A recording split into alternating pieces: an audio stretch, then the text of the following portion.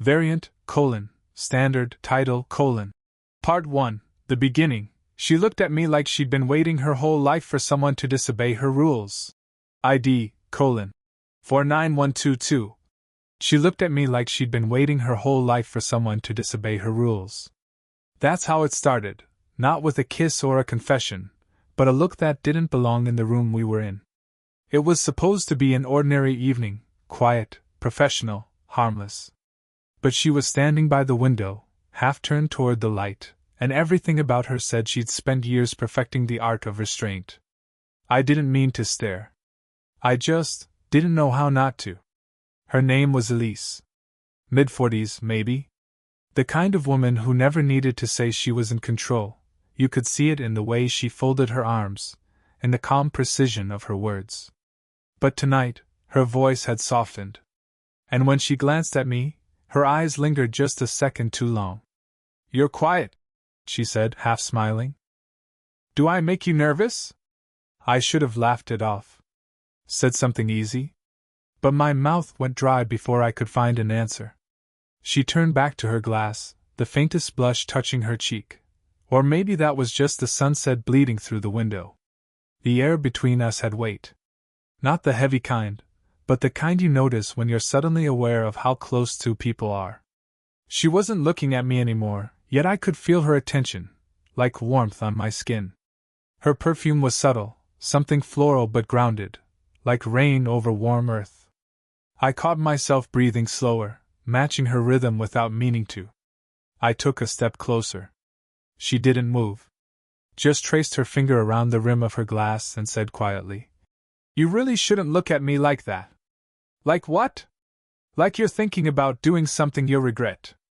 Her tone was light, teasing, but the silence that followed wasn't. My chest tightened. I wanted to say something, anything, but words felt like the wrong language. Everything important was happening in the pauses. When she finally met my eyes again, there was a flicker of something, surprise maybe. Or recognition. Like she'd seen that same look once, years ago, and didn't expect to see it again. She moved past me, close enough that her sleeve brushed my arm. Just that, the smallest touch, but it felt deliberate. I caught a trace of warmth, the ghost of contact that didn't fade even after she stepped away. I wanted to ask her if she felt it too. Instead, I said, "You have rules, don't you?" Her lips curved, a restrained smile. "Of course. Don't you?" "I think I just broke one." For the first time, she looked unsettled. Not much, just a tiny shift in her breathing. But in a woman like Elise, that was everything. She studied me, eyes narrowing slightly, and I saw it, the exact moment curiosity outweighed caution. She walked to the table, pretending to look for something, but her movements had changed. Slower now. Measured. She wasn't running, she was giving me a chance to. "Don't," she murmured, barely audible. "Don't what?" Her hand rested on the back of the chair, knuckles pale. "Don't make this complicated." But her voice betrayed her, softer, lower, almost trembling. I took another step. The sound of my shoes on the floor seemed too loud. She didn't turn, didn't move, but I could see her reflection in the window, eyes closed, lips parted, like someone bracing for something inevitable. And then, a sound. The door. Someone knocking. She opened her eyes sharply, the spell breaking all at once. The light outside had dimmed, and in that fading gold she looked different. Guarded again. Composed. "Elise?" A voice from the hallway. She exhaled, slow and quiet. Then, without turning to me, she said, "You should go." But even as she said it, she didn't move away. Not yet. Variant, standard, title, Part 2, expanding the conflict, the space between what we want and what we should. ID, 49123. After that night, things should have gone back to normal. They didn't. Elise pretended nothing had happened, no look, no almost touch, no half-swallowed breath between us. But her silence had texture now, like something pressed under glass. I saw her again 3 days later, in the same office where she'd once corrected my work with the calm of someone who never lost control. This time, her control looked practiced. She was wearing her glasses. Something about them made her seem softer, though I knew better than to mistake that for approachability. I came in late, rain still clinging to my jacket. She looked up from her papers, eyes scanning me briefly before returning to her notes. "You're wet," she said, almost absently. "You'll catch a cold." It sounded like concern, but her voice was too careful, like she was trying to remind herself what tone people use when they care, and how not to sound like they mean it. "I'm fine," I said. "You don't have to worry." Her pen stopped mid-sentence. "I didn't say I was worried." We both smiled, small, tired, and a little defensive. There were stories written in that kind of smile. I didn't ask for hers, but sometimes I caught glimpses, a framed photo on her desk turned slightly away, the ring she didn't wear anymore, the way she'd look at the clock at exactly 6:30 every evening but never leave until 7. I didn't know who she was waiting for. Maybe no one anymore. Once, when I stayed late finishing reports, she passed behind me, close enough that her sleeve brushed my shoulder. She reached over to correct a line on the screen, her perfume soft and grounding, cedar and something faintly citrus. My heart caught before I could stop it. Her hand stayed there longer than necessary. Her breath touched my neck when she leaned closer. Then, just as quickly, she pulled back. "Don't make that face," she said quietly. "You'll confuse me." "I'm not," I began, but she was already moving toward the window. She crossed her arms, looking out at the rain. "You think this is simple, don't you? You're young. You haven't learned that some things cost too much." Her reflection flickered in the glass, steady voice, trembling fingers. "Maybe," I said. "Or maybe I've just learned that some things are worth it." The silence that followed wasn't awkward. It was alive, like the room itself was holding its breath. I took a slow step forward, and she didn't turn around. The space between us felt charged, a current we both pretended not to feel. When she finally spoke, her voice was lower. "You remind me of someone I used to be." I wanted to ask what happened to that version of her, but I didn't. Instead, I reached for the folder on the desk, and in that small, accidental moment, our fingers touched. Just skin. Just a second. But it was enough to make both of us forget where we were.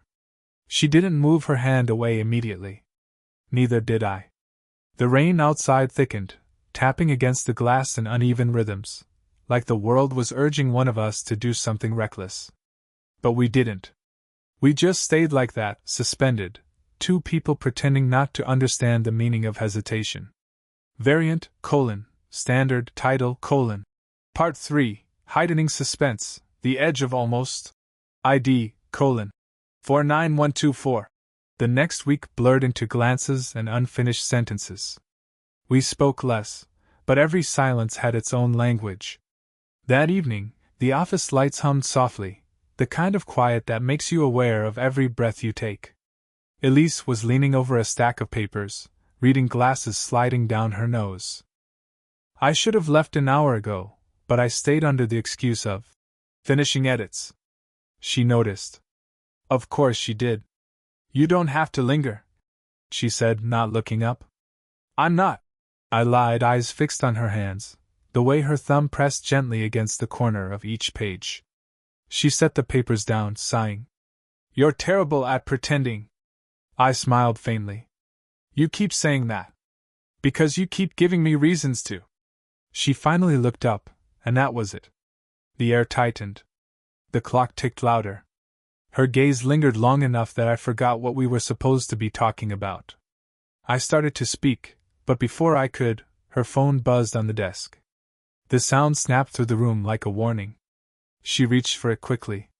The name flashing on the screen, Mark Home, made her hand hesitate midair. She declined the call. That single movement said more than words ever could. Her expression didn't change, but something in her eyes shifted, like the weight of a memory she didn't want me to see. I wanted to ask, but I didn't dare. The space between us was already breaking too many rules. She tried to recover, forcing a laugh.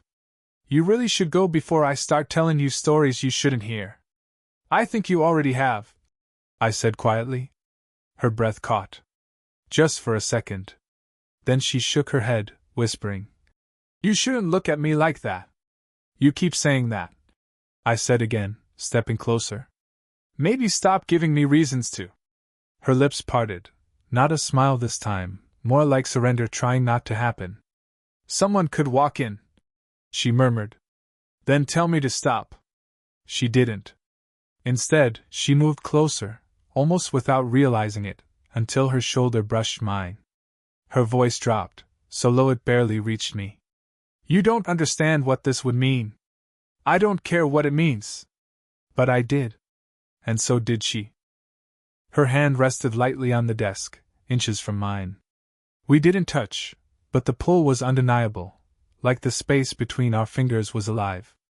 Every heartbeat sounded louder than the rain outside. Then, the door clicked open. We jumped apart, almost guiltily. One of the assistants peeked in, cheeks pink. Ms. Hart, sorry, I didn't realize you were still here. It's fine, Elise said quickly, her tone sharp. I was just reviewing. The assistant nodded awkwardly and slipped out again. The door closed, but the interruption hung heavy in the air. Elise pressed a hand to her forehead, exhaling shakily. That, she said under her breath, is exactly why we can't. I didn't let her finish. Not with words, anyway. I stepped close enough for her to feel the warmth of my breath, close enough for her to forget the sentence she'd been building. We didn't kiss. We just stood there, too close, too aware.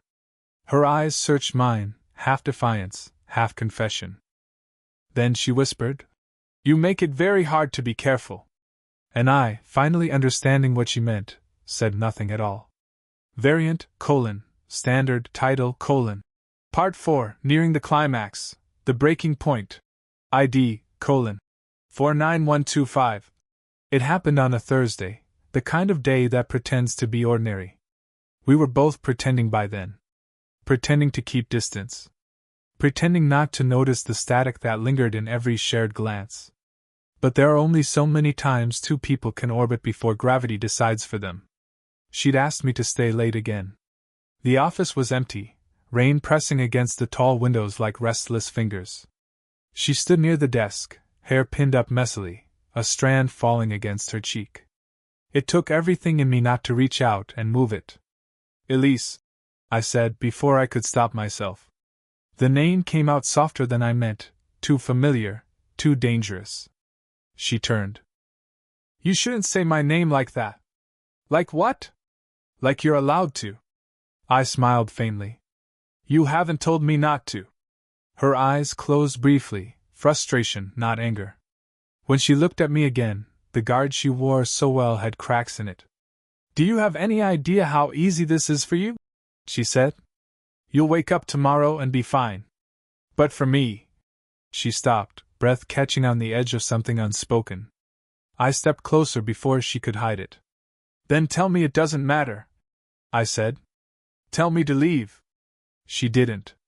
She just looked at me, like she wanted to believe she still could. I reached out without thinking, brushing the stray hair from her face. My hand hesitated there, fingers barely touching her skin. Her breath trembled. She didn't step back. Elise, I whispered again. This time, she didn't flinch. Her hand rose, slow and unsure, resting against my chest. The warmth of her palm made my heart pound so hard I was sure she could feel it. You shouldn't be here, she said, her voice quieter now, almost breaking. Then why aren't you moving? Her lips parted, but no words came.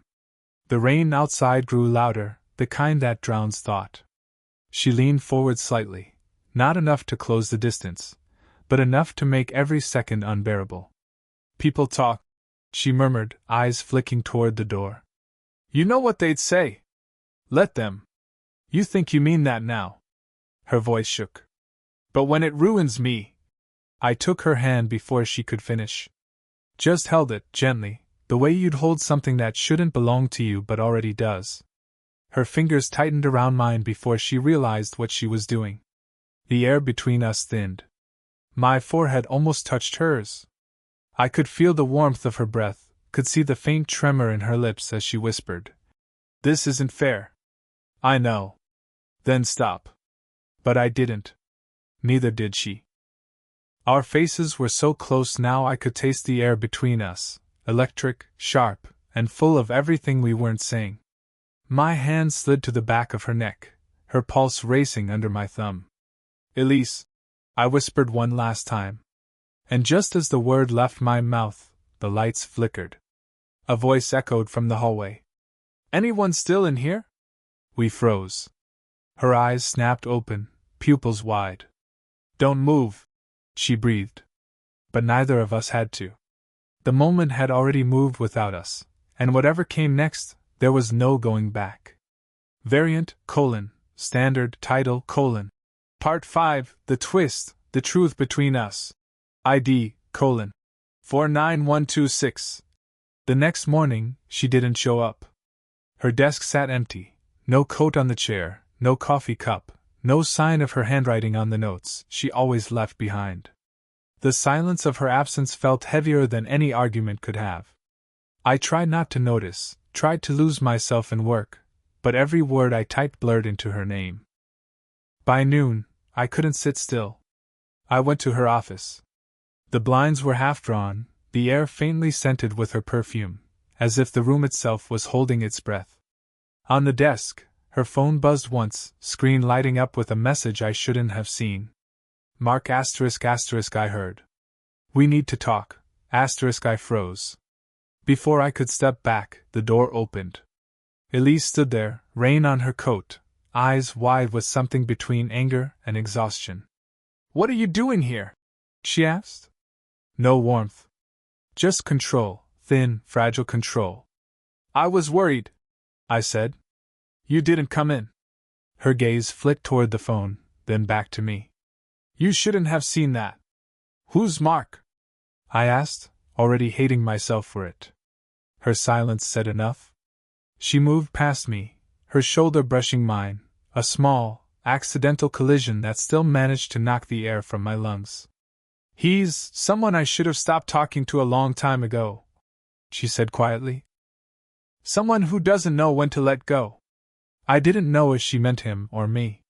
"Does he know about us?" I asked. "There is no us," she said too quickly, the kind of denial that sounds rehearsed. Her hands trembled slightly as she unbuttoned her coat. "Whatever this is, it has to stop. Someone saw us last night." The words hit harder than I expected. "Who?" She didn't answer. Just looked at me with a mix of guilt and fear that twisted something inside me. "They didn't say anything," she continued, "but they didn't have to. People notice things." I stepped closer, instinct more than thought. "Then tell them the truth." Her laugh was small, bitter. "Which truth? That I let someone half my age get under my skin? That I wanted something I had no right to?" She turned away, hands gripping the edge of her desk. The muscles in her back tightened, her breath shallow. I wanted to touch her, to calm her, but I knew it would only make it worse. "Elise," I said softly, "you don't have to be afraid." She faced me then, eyes glistening, every word trembling on the edge of confession. "You think I'm afraid of them?" she whispered. "I'm afraid of you. Because when you look at me like that, I stop remembering why I shouldn't." I didn't move. Neither did she.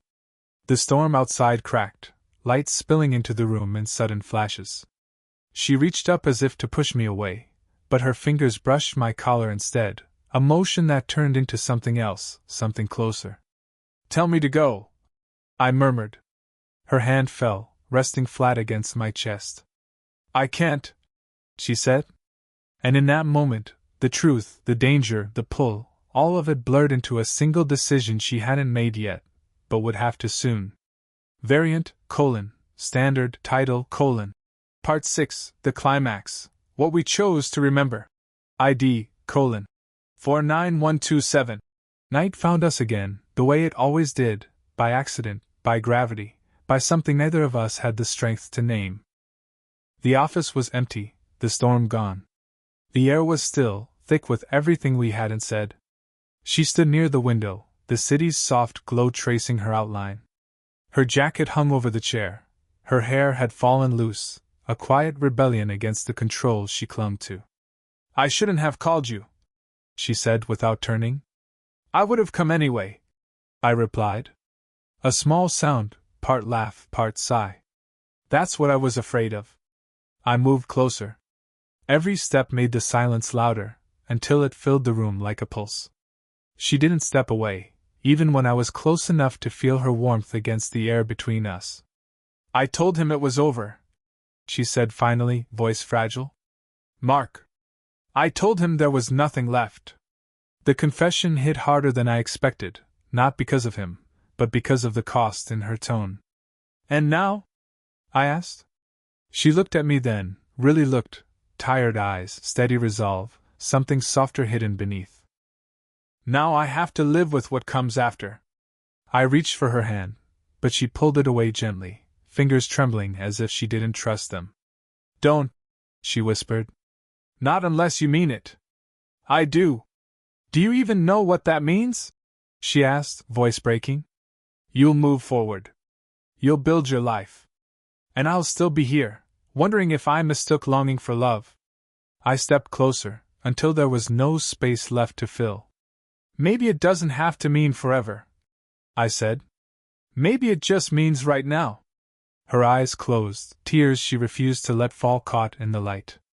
I reached up, brushing a strand of hair from her cheek. My hand stayed there, not daring more, not able to let go. She leaned into the touch before she realized she had. Her breath touched my wrist. My thumb grazed the corner of her mouth. Everything about the moment felt impossible and necessary at once. "Elise," I whispered. "Look at me." She did, slowly, like it hurt. "You'll ruin me," she said. "I already have." For a heartbeat, either of us moved. The sound of the city below faded until all I could hear was her breathing, uneven, quiet, human. She took a half step forward, until her forehead rested lightly against mine. My hand slid to the back of her neck, her fingers finding the edge of my sleeve. We didn't kiss. Not yet. But the world leaned toward it. "This is the choice," she whispered. "If we do this, everything changes." "I know. And if we don't, then we'll spend the rest of our lives pretending we didn't want to."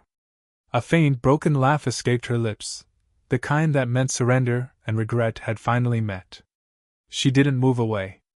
Outside, a train passed in the distance, the sound low and endless, a reminder that time was still moving, even if we weren't. Her eyes lifted to mine, steady now. "Then let's stop pretending." And when she said it, I understood, not what we were, but that we'd both finally stopped running from it. The morning after felt different. Not lighter, just clearer, like the world had exhaled and left us standing in the quiet. She was sitting by the window again, sunlight sliding through the blinds in thin golden lines across her skin. No makeup, no guard, no rehearsed tone. Just Elise. The version of her the world didn't get to see. Neither of us spoke for a while. The kind of silence that doesn't need to be filled, the kind that tells you something's already been said without words. I finally broke it. "So, what happens now?" She smiled faintly, eyes still on the city outside. "You think there's a script for this? I was hoping you'd written one." Her laughter was small but real. "No rules left to break, remember?" I sat beside her, the distance between us smaller than it used to be, but still deliberate. My hand brushed the edge of hers. She didn't pull away this time. Our fingers found each other naturally, hesitant at first, then certain, like they'd always known how to fit. "I thought it would feel wrong," she said quietly. "But it doesn't. It just feels real." I studied her face, the quiet strength, the lines time had drawn with care, the softness that hid behind her eyes. "Maybe real is enough." She turned to me then, the light catching her just right. "You'll have your life," she said. "Your beginnings, your mistakes, your people. I don't want to take that from you. You're not taking it, I said. You're part of it. She held my gaze for a long time, searching, weighing. Then she leaned in, just enough that I could feel her breath against my cheek. Not a kiss, not yet. Just closeness, the kind that says everything.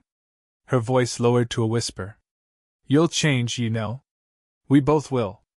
That's how this works. I want to remember this part, I said. Before it changes.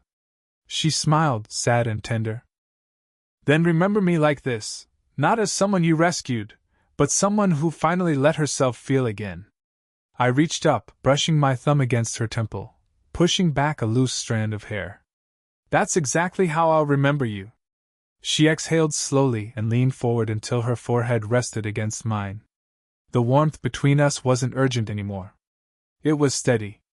Grounded.